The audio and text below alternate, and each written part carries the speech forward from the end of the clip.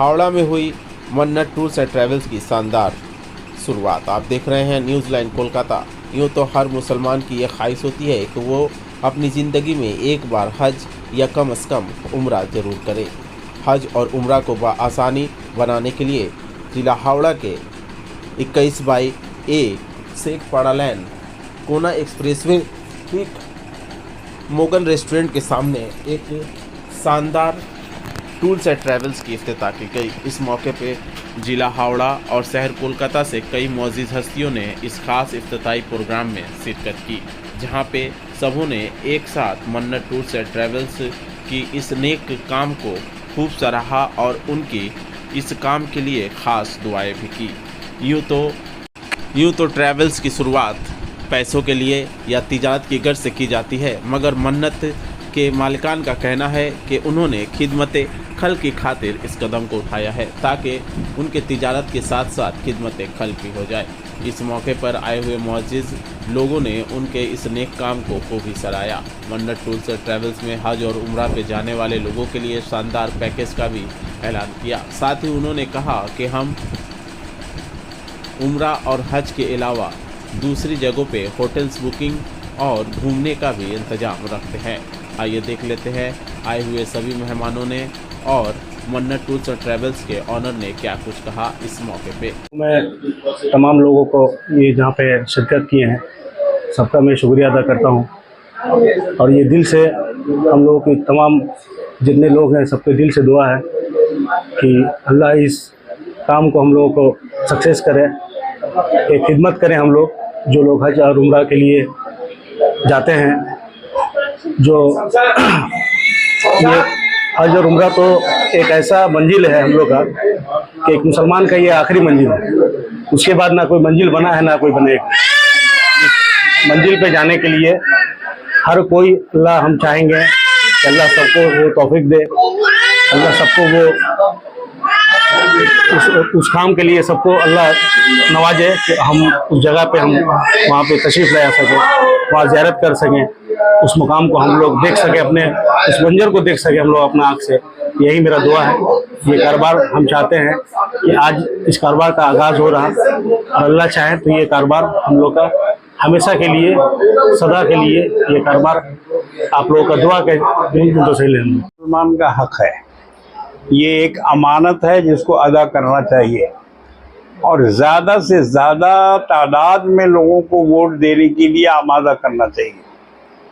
आप दूसरों के यहाँ देखिए कि वो मरीज़ों को, बीमारों को अपने कंधों पर उठा के ले जाते हैं और उनका वोट डलवाते हैं, मगर हमारे यहाँ ज़रा सा भी कुछ अगर कोई ऐसी बात हुई तो लोग वोट डालने नहीं जाते हैं।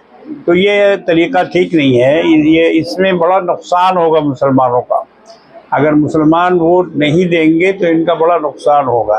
इनको 100% वोट करना चाहिए और सेकुलर क़ुव्वत को आगे बढ़ाना चाहिए। जो लोग सरकार बना सकते हैं सेकुलर की और सेकुलर गवर्नमेंट बनाने की, जिनके अंदर हिम्मत है, ताकत है या उनके अंदर इसकी कैपेसिटी है, उन लोगों को ज़्यादा से ज़्यादा मुसलमानों को चाहिए कि वोट दें। अस्सलाम वालेकुम तमाम। कहने का तो ये देखिए, बिजनेस का कोई ये है नहीं। इन लोग का अपना कारोबार एक अच्छा सा बिजनेस है, कंस्ट्रक्शन का है, लेकिन इस बच्चे के अंदर में एक जज्बा जागा कि दीन का खिदमत करे, तो ये दीन के खिदमत में ये आगे बढ़े हैं। इंशाअल्लाह हम लोग दुआ करेंगे कि वो आगे बढ़े इसमें, इसलिए कि ये बिजनेस नहीं कर रहे हैं, ये खिदमत खल्क में उतरे हैं।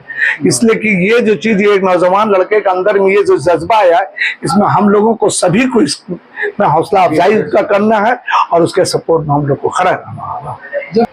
अल्हम्दुलिल्लाह, बेशक आज के दिन का जो माशरा है, इस माशरे में अगर कोई नौजवान लड़के बिजनेस में उतर रहे हैं या किसी चीज़ से खिदमत में, उनको हम लोग को सपोर्ट करना बहुत ज़रूरी है। इसलिए कि आज का जो हालात बना हुआ है वो तो आप लोग देख ही रहे हैं। नौकरी का उम्मीद ही नहीं रखना है कि नौकरी, और हम लोग को इस हुकूमत में जो हालात है वो बनने वाला है, तो यकीनन हम लोग को बिजनेस में आगे बढ़ना है। ये हमारे नबी सल्लल्लाहु अलैहि वसल्लम का एक फरमान भी है कि आप अपने बिजनेस में लेकर तिजारत करें। अच्छी चीज़ है। कहने का है मकसद कि नौजवान आज ये सोचते हैं कि हम पढ़ लिख लिए, हमारे पास डिग्रियां आ गई, लेकिन रोजी रोटी कमाने का कोई रास्ता नहीं मिलता है। तो अपने तई या अल्लाह ताला की मर्जी हो तो उनको कोई भी कारोबार जब सोचता है कि हमको ये करना है, एक शेर इसमें मैं कहना चाहता हूँ कि अल्लाह तू है कादिर मुतलक ये दिल यकीन, अल्लाह तू है कादिर मुतलक ये दिल यकीन, इस जिंदगी को जाजिब ईमान बना दे, जिसमें तेरी रजा हो एहसास कर लिया उस काम से तू मेरी पहचान बना दे। ये कुदरत की बात है कि अल्लाह तबारक ताला इंसान के जहन में, नौजवान या कोई भी अपने बंदे के जहन में ये डालता है कि तुम्हारा ये, तुम इस मिजाज के इंसान हो, जिस काम के लिए दुनिया में आए हो अच्छा काम करो। तो वो अगर उसके दिल में कोई नेक जज्बा पैदा हो और अच्छा काम करना चाहे, कोई भी नौजवान हो, हमारा लड़का हो, किसी का भी लड़का हो, तो अल्लाह ताला उसकी हिफाजत खुद फरमाता है। लेकिन बशर्ते उस नौजवान को अपने कारोबार को सिर्फ कारोबार नहीं समझना चाहिए, उसको ये समझना चाहिए कि हमारी ईमानदारी हमको आगे ले जाएगी। जहाँ उसके दिल में कोई भी किसी भी किस्म का अगर लालच पैदा होता है कि हमको कमाने में शॉर्टकट रास्ता अपनाना है, वहाँ बुराई पैदा होती है। तो जो भी दुनिया में कोई काम करे, हमारे बच्चे करे, किसी को भी बच्चे करें, ईमानदारी से करें, यही हमारा पैगाम है। देखिए, कुरान करीम में भी हज और उम्रा करने वालों की खिदमत करने का हुक्म दिया गया है, और ये कहा गया है कि जो लोग भी हज के इरादे से या उम्रा के इरादे से मक्का मुअज़्ज़मा मदीना मुनव्वरा जाते हैं तो उनकी हिफाजत करना चाहिए, उनका ख्याल रखना चाहिए, उनकी खिदमत करनी चाहिए। तो इस नीयत से हज और उम्रा का काम किया जाए कि ज़्यादा से ज़्यादा मुअतमरीन और हुज्जाज किराम को आराम पहुँचाया जाए, उनकी तकलीफ़ों का मदावा किया जाए और ज़्यादा से ज़्यादा उनकी खिदमत की जाए। तो जो भी ट्रैवल का काम करते हैं या इसको शुरू करते हैं, उनके लिए ये ज़रूरी है कि हुज्जाज की खिदमत उनका मकसद हो, कमाई मकसद न हो। बाद लोग ये इरादा करते हैं कि हम इससे कमाएंगे और इससे हम पैसा बनाएंगे, या ठीक है कमाई भी ज़रूरी है, लेकिन मकसद इसको ना बनाया जाए, मकसद खिदमत को बनाया जाए, तो उसमें कमाई भी होगी और उसमें बरकत भी होगी। आजकल के नौजवान कारोबार का हुक्म तो अल्लाह के रसूल ने दिया है मुसलमानों को कि कारोबार करो, तिजारत करो। खुद रसूलुल्लाह सल्लल्लाहु अलैहि वसल्लम भी तिजारत करते थे, आपके खुलफा भी तिजारत करते थे। हज़रत अबू बकर सिद्दीक़ रज़ियल्लाहु ताला अन्हु का कपड़े का कारोबार था। तो कारोबार के लिए अल्लाह के रसूल ने हुक्म दिया है और इसको पसंद किया है। इसलिए अगर आज के मुसलमान नौजवान कारोबार की तरफ बढ़ रहे हैं और इनका रुझान उस तरफ है, तो ये बहुत मुबारक है, और हमें उम्मीद है कि अगर ये रुझान जारी रहा तो हम हिंदुस्तान में अपना एक मकाम हासिल कर सकेंगे। बहुत बड़ा करम और एहसान है कि अल्लाह ताला ने इन हज़रात को ये मौका दिया कि आज़मीन हज और उम्रा का ये लोग खिदमत कर सकें। और जैसा कि आपने सवाल किया कि कितनी खुशी होती है, तो जाहिर बात है कि इसमें तो इसकी खुशी का कोई ठिकाना नहीं है, क्योंकि जब आदमी वहाँ जाता है, जो पहली बार जाता है, और जब अपनी नज़रों से खाना काबा को और हरम शरीफ को देखता है, मस्जिद नबवी को देखता है, तो उसके दिल में यकीनन ये ख्याल आता है कि जब या अल्लाह इस जगह से हम महरूम थे, हम आज तक यहाँ नहीं पहुँच सके। और ये अपनी तमाम दुआओं में ये दुआ करता है कि अल्लाह हर मुसलमान को एक बार अपने दरबार का दीदार ज़रूर कराए।